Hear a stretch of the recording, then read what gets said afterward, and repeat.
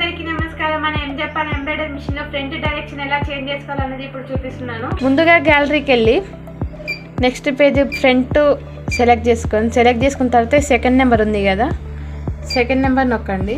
నొక్కిన తర్వాత మనకి ఇక్కడ చూడండి, ఇది క్రాస్ కట్.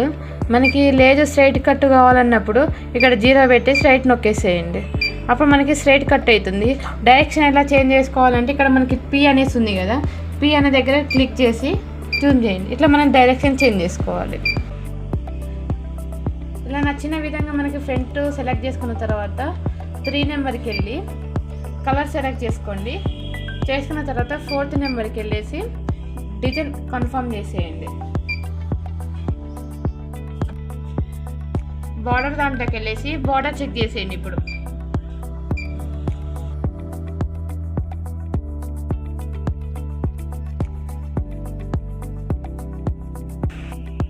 బార్డర్ చెక్ చేసిన తర్వాత స్టార్ట్ చేసేయండి.